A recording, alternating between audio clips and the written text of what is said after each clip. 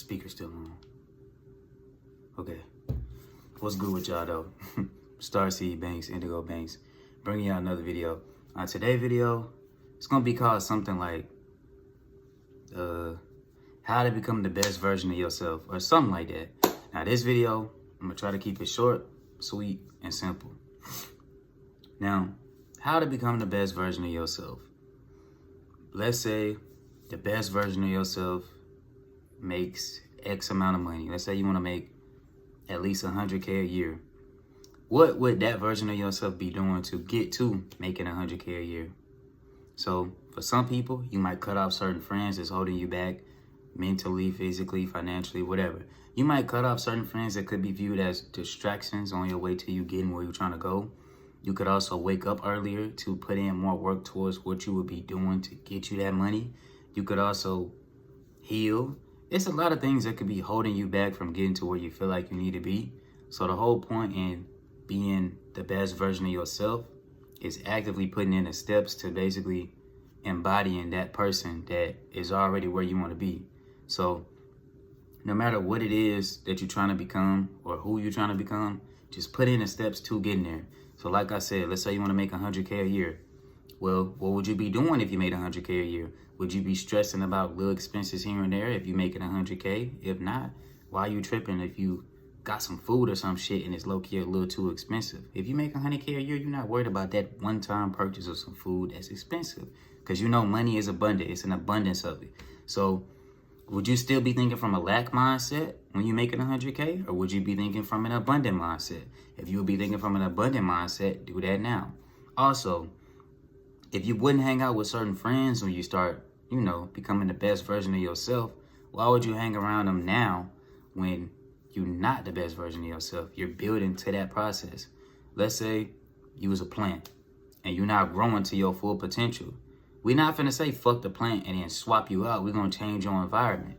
So it's all about your environment and what is helping you, bloom or blossom in a way. And if it's not helping you grow, then it's hindering your growth. Therefore, you got to look at the actions that you do in your diet. And your diet, for you becoming the best version of yourself, is not just literally what you eat. It's what you consume as far as your media, your friends, your family, your actions that you do throughout the day. Like, for example, the best version of myself, I would imagine I work out when I wake up or some shit. So I'm up early because I'm going to make this video, and then I'm going to go work out to knock that shit out like way earlier throughout the day. And I can just do everything else I got to do.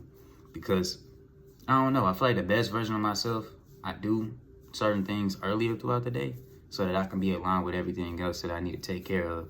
So that's what I'm going to do today. Because you don't say like, oh, I'm going to be the best version of myself when I get the material items.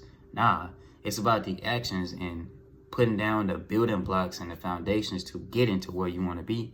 I don't even know if I'm explaining it correctly, but you get the point. So let's say you want to manifest a partner, right? Now, I made a video on that shit like 2 years ago. It was like how to manifest your partner or something like that. So let's say you want to manifest love from an external source other than yourself.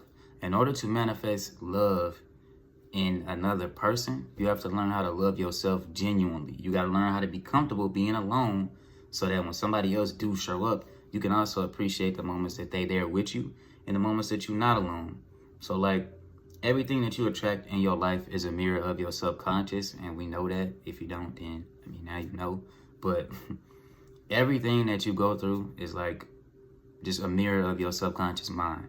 So if you're trying to attract love, you will put in the steps towards loving yourself to where once you genuinely love yourself, now you're going to end up manifesting somebody who also loves you too.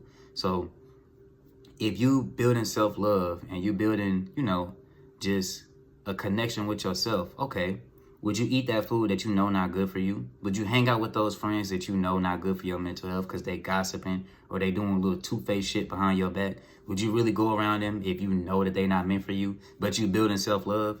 Would you stay with somebody who doing a little toxic shit because they don't really take your feelings into consideration?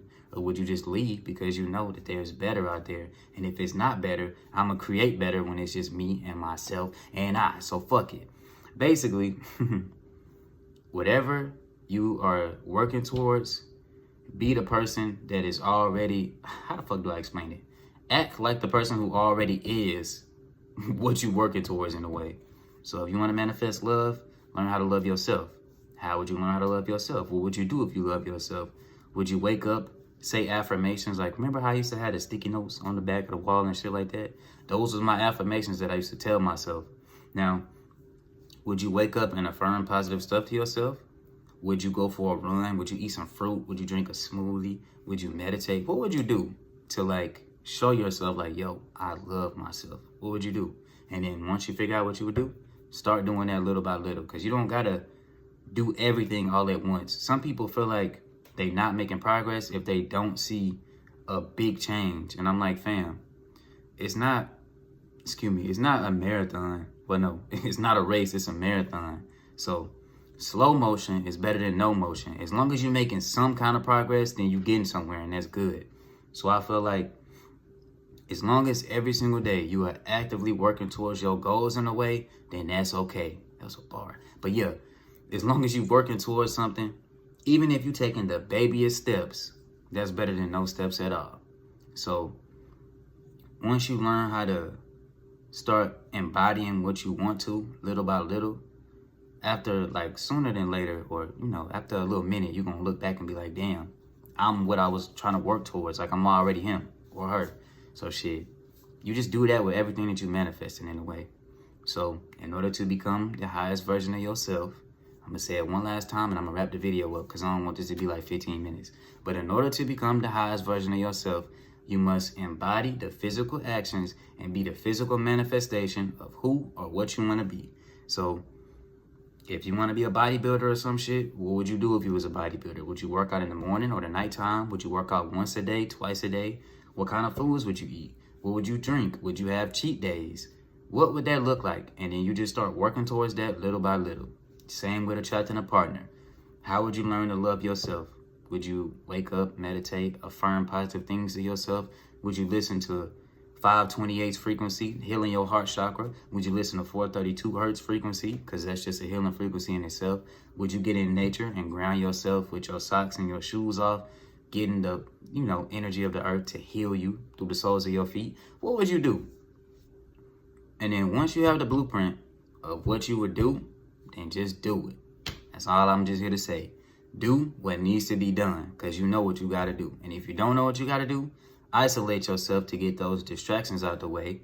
And once you got that clarity and that peace of mind, then you're going to learn what you got to do. And once you know what you got to do, take the baby steps. Because like I said, slow motion is better than no motion. All right. I'm trying to prop my phone back up. Okay, on some funny shit, I forgot to say, when you put in the steps to getting where you want to be, even if it's uncomfortable, discomfort is a sign of growth, because you can't progress and like evolve without getting out of your comfort zone. So if you put in those active steps and it may not feel, like something that you're used to, you just got to keep going, because discomfort, pain, whatever, okay, not pain. Well, it depends on what it is, because sometimes pain is a stepping stone for growth, because you can learn from it. But discomfort though, that's always like a good thing for the most part as far as working towards something, because once you get out of your comfort zone and you get into the unknown, it forces you to evolve and to do better in a way. So discomfort might be necessary sometimes for your evolution. So fuck it. Get out of your comfort zone, fam.